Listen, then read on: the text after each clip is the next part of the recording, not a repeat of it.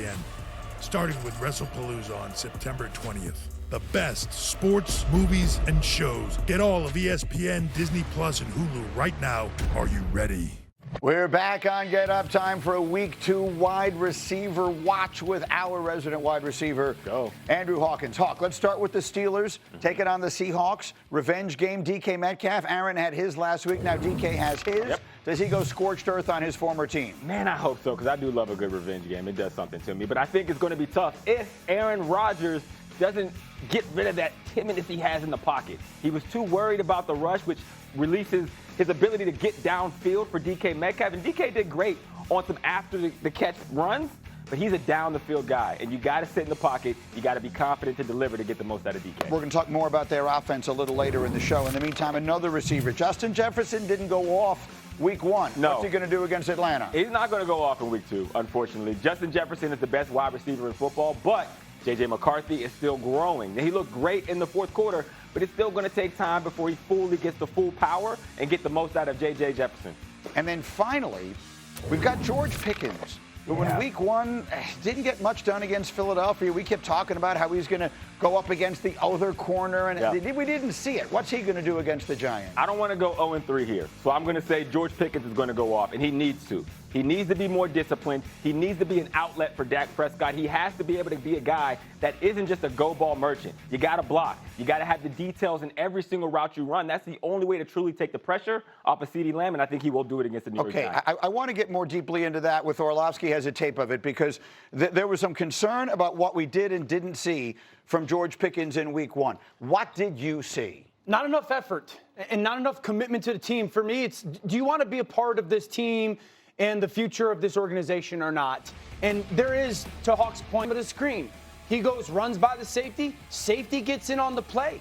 And so there has to be this full package of commitment from George Pickens of you're going to be in on the contact of the play. Safety gets in on the play. You're running by your guy. You're a tremendously talented young man that's got a massive opportunity this season. But I can't have you jogging in run concepts or jogging in pass concepts if the ball's not coming your way. You're too talented and you're too important to your team. Hembo sent me a note. He hit 15 miles per hour last week on the GPS 18% of the time. Burning.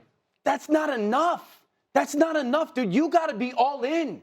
I need to watch that tape and know that you're fully committed to every single snap and you want to be a part of the team. Because we can't, as the head coach, say, I'm all in on him, and the will.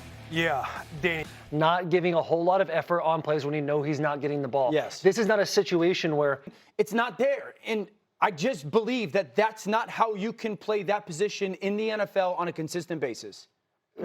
Just one more thing. Schottenheimer, he preached in his press conferences about marrying the run to the pass. If you want to establish a good run game, you need your perimeter players to be able to block. That's how you extend those plays from getting 4 yards to now you're in the explosive 15 to 20.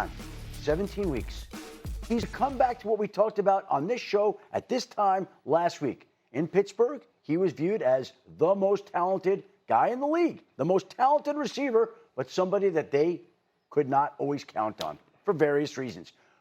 Be that guy for 1 year where your team can count on you, where you're giving maximum effort in the run game, where you're running full speed at all times. I mean, again, I haven't played the game, so I don't know what You see, you're not getting that from him. On the other side, Shefty, the Giant fans, I hear from them every single day, just walking the street. They want the quarterback changed. They want Jaxson Dart in there. What can you tell us? The Giants continue to insist that they have a plan. And both the head coach, Brian Daboll, and the general manager, Joe Shane, were in Buffalo when they had Nathan Peterman start out. They drafted Josh Allen, and the plan was to wait as long as they could before they turned to Josh Allen. That plan, and they waited all of one half of Week 1.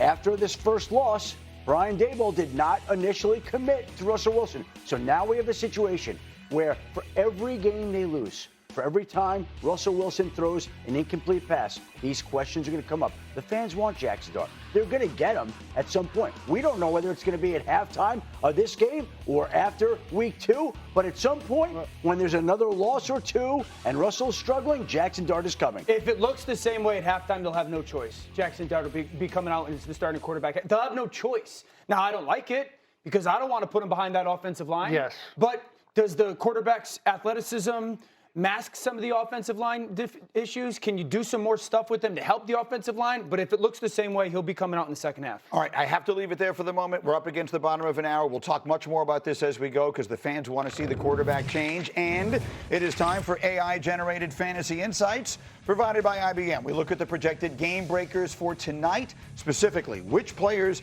have a chance of outperforming their scoring projection. Jaden Daniels is projected over 20 points, has a high chance of outperforming that.